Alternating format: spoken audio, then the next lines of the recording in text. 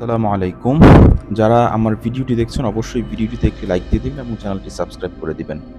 আনিসুল হকের চালিকা শক্তি কে এই তৌফিকা করিম, তাই না? বৌমরা আনিসরা তো আপনারা সবাই চিনেন। বর্তমানে সে রিমান্ডে বেশ বিলাসবহুল জীবনযাপন করছে। কিন্তু আমার কথা একটাই ভাই, রিমান্ডে কেমনে মানুষ বিলাসবহুল জীবনযাপন করে, তাই না? এটা খুবই আসলে আ একটা বিস্ময়কর বিষয়, খুবই অবাক করা একটা বিষয়। আসেন দেখি এই যে সুন্দরী বেটি আনিসুল হক, বৌমরা আনিসের যেই বেটি আনিসরে চালাইতো, এই বেটি কেডা আমরা একটু জানি এই বেটি সম্পর্কে। বৌমরা আনিসের এই বেটি হচ্ছে বিগত আওয়ামী লীগ সরকারের আমলে বিচারাঙ্গনের অঘোষিত নিয়ন্ত্রক ছিলেন অ্যাডভোকেট তৌফিকা রহমান, ও সে হচ্ছে একজন অ্যাডভোকেট। সাবেক আইনমন্ত্রী আনিসুল হকের ছোঁয়ায় এ অসাধ্য সাধ্য করেছিলেন তিনি। উচ্চ আদালত থেকে নিম্ন আদালত সবখানেই তার বিচরণ ছিল বলে জানা যায়। এছাড়া গড়ে তুলেছিলেন বিচার বিভাগ নিয়ন্ত্রণের নিজস্ব সিন্ডিকেট। গুরুত্বপূর্ণ মামলায় প্রভাব খাটিয়ে নিজেদের ইচ্ছেমতো রায় ও জামিন করিয়েছেন অনেক চাঞ্চল্যকর মামলার দুর্ধর্ষ আসামিদের। অ্যাডভোকেট তৌফিকা রহমান একাধারে একজন আইনজীবী, মানবাধিকার কর্মী ও ব্যাংকার। আইন অঙ্গনে পরিচিত সাবেক আইনমন্ত্রী আনিসুল হকের ঘনিষ্ঠজন হিসেবে। মন্ত্রীর নির্বাচনী হলফনামায় তথ্যমতে ৩টি পুকুর, কৃষিজমির ফসল ও মাছের চাষাবাদ ছিল আয়ের প্রধান উৎস। এরপর মন্ত্রী হওয়ার তার সম্পদের হিসাব বাড়তে থাকে। ঘুষের টাকা গুনতে বাসায় বসিয়েছিলেন টাকা গোনার মেশিন।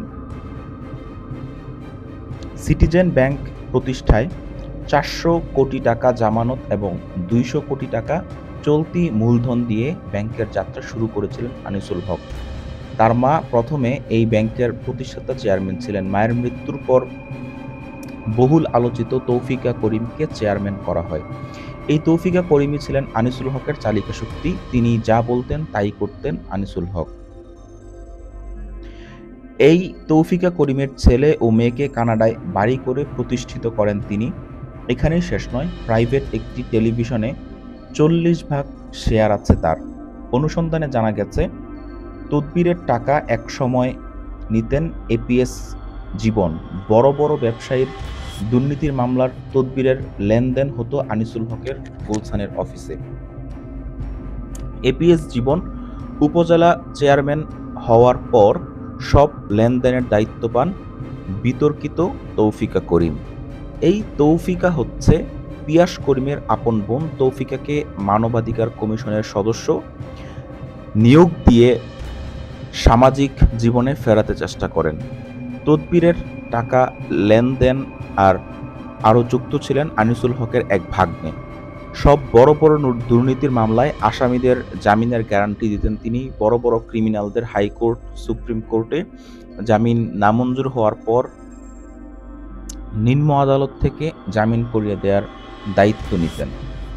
জানা যায়, টাকার বিনিময়ে নতুন বিচারপতি নিয়োগের মতো ঘটনা অতীতে ঘটেনি।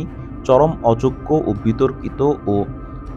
বিতর্কিত ৩ জন জেলা জজ এবং ৫ জন অযোগ্য আইনজীবীকে বিচারপতি নিয়োগ করা হয়েছে তৌফিকা করিমের মাধ্যমে। তাদের নিয়োগের প্রস্তাব দিয়ে বলা হয়, প্রধানমন্ত্রীর ডিজায়ার, প্রধানমন্ত্রী চায় তারা যেন বিচারপতি হন। দর্শক, এই হচ্ছে বিষয়। এই মহিলা হচ্ছে আনিসুল হকের পিছনে যত কলকাঠি ছিল সব নাড়ত। এবং এমনও শোনা যায় যে এই মহিলাও নাকি আনিসুল হকের, আপনারা বুঝতেই পারছেন, সেটাও নাকি ছিল। এখন আপনার আল্লাহ জানে, ঠিক আছে। আমরা সকলেই জানি যে একটা বয়সের পরে আসলে নারী পুরুষ সকলেরই সব কিছু ঝুলে যায়, কিন্তু এই কথাটা আনিসুল হক এবং এই মহিলার ক্ষেত্রে কতটুকু প্রযোজ্য আমি জানি না, কারণ আমি কোনো ডাক্তার না, আমি একজন সাধারণ বাংলাদেশি। তো দর্শকবৃন্দ, যারা এই পর্যন্ত ভিডিওটি দেখেছেন, আপনাদের সকলকে অসংখ্য ধন্যবাদ। অবশ্যই ভিডিওটি শেয়ার করতে ভুলবেন না এবং চ্যানেলটি সাবস্ক্রাইব করে বেল বাটনটি প্রেস করে সাথেই থাকবেন। আসসালামু আলাইকুম।